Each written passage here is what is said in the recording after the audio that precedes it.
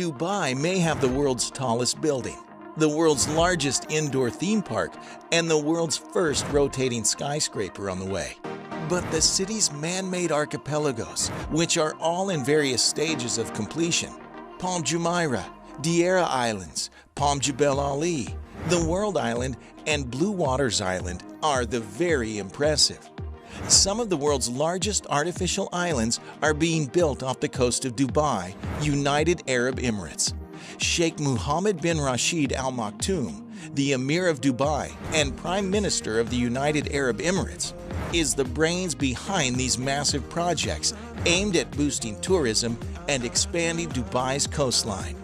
In today's video, we'll talk about how Dubai's artificial islands were constructed. So, how did the islands come to be? The process of dredging sand from the Persian and Arabian Gulf floors is known as land reclamation. The sand was then sprayed and vibro-compacted into shape using GPS technology for precision and protected by millions of tons of rock. The United Arab Emirates' most populous city and emirate is Dubai. The islands were built to create more coastal real estate because the city is a popular destination for wealthy tourists. In 2001, work on the Palm Islands began. Divers surveyed the seabed, and workers used blasted mountain rock to build a crescent-shaped breakwater. At its deepest point, the crescent of Palm Jumeirah stands a little more than 13 feet above low tide sea level and sits in 34 feet of water. The lowest layer of the breakwater is sand, which is covered by an erosion-resistant, water-permeable geotextile. The sand is covered by 1-ton rocks, and the structure is capped by 2 layers of large rocks weighing up to 6 tons each. A floating crane has placed a tow inside the crescent. The breakwater also has 2 328-foot openings on each side to keep the 16 narrow, deep channels from becoming stagnant. Every 13 days, these gaps allow water to circulate completely. The Palm Islands are made of sand that has been dredged from the seabed and transported from the Persian Gulf. The Palm Jumeirah is made up of 3.2 billion cubic feet of ocean sand that has been vibro-compressed into place. Vibro-compaction involves saturating loose sand with water jets and vibrating it with probes to increase its density. When water is added to desert sand, it tends to liquefy, so it couldn't be used for this project. Designers and contractors used differential global positioning systems, DGPS, to plot the palms and ensure the sand placement was within 0.39 of an inch to get the complex shape just right. During the construction of the island, workers lived on the fronds and in anchored cruise ships. According to some sources, the islands are sinking into the sea, but Nakheel denies this. Environmentalists have also claimed that the island's construction has harmed the marine environment in the area. They objected to the project, claiming that rocks and sand buried oyster beds and coral reefs, and that changing currents eroded the mainland shore. The Palm Jumeirah is currently crammed with villas, hotels, and attractions. According to Business Insider, hotels are built on the palm's trunk, while homes are built on the fronds. Long-term residents, vacationers, and real estate speculators make up the majority of buyers. Palm Jumeirah is home to around 80,000 people, with a capacity of 120,000, and is a popular tourist destination. A 6-lane subsea tunnel connects Palm Jumeirah to the mainland to facilitate tourism and make life easier for residents. Before re-releasing the water, workers used a dam to drain the area and excavate the seabed. The only public transportation option on the island is a monorail that runs the length of the palm. It opened in 2009. On the Palm Jumeirah, new resorts are still opening, and developers are financing and building luxury apartments. In 2021, an observation deck on the 52nd floor of the Palm Tower opened, giving visitors a bird's-eye view of the entire island. And sprawling villas fetch astronomically high prices. Despite the failures of other islands off the coast of Dubai, Palm Jumeirah has become a popular destination for those seeking luxury and leisure. Let's take a closer look at the Palm Jumeirah and Palm Jebel Ali Islands.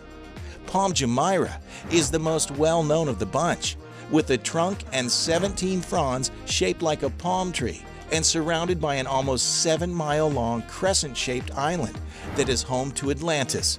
The Palm, just one of many luxury hotels and resorts that dot the archipelago. Nakheel Properties initiated the project in 2001, and it resulted in the addition of 40 miles of much-needed beaches. Today, travelers can access Palm Jumeirah from mainland Dubai via a monorail, and an underwater tunnel connects the topmost frond to the crescent. Upcoming debuts for Palm Jumeirah include the Palm Tower, with floors occupied by St. Regis Dubai and Nakheel Mall, which were set to open in 2018 and late 2017 respectively. Work on a second Palm Island, Palm Jebel Ali, began in 2002, but due to the 2008 financial crisis, construction halted. Nakheel has since reassured reporters that Jebel Ali is not canceled, but a long-term project. If and when the island is complete, it will be 50% larger than Palm Jumeirah and feature homes built on stilts, a water park, villas, 6 marinas, and sprawling boardwalk shaped into the words of a poem written by Sheikh Mohammed himself. Next is Deira Island. The idea of a third Palm Island, Palm Deira, set to dwarf the other two at 8 times the size of Palm Jumeirah, was introduced in 2004. However, in 2013, Nakheel shifted gears and renamed the project to Deira Islands, opting to create 4 smaller man-made isles. Late 2018 will see the opening of Deira's first large-scale debut, its Night Souk, the world's largest, of course, night market with over 5,000 shops and almost 100 restaurants and cafes.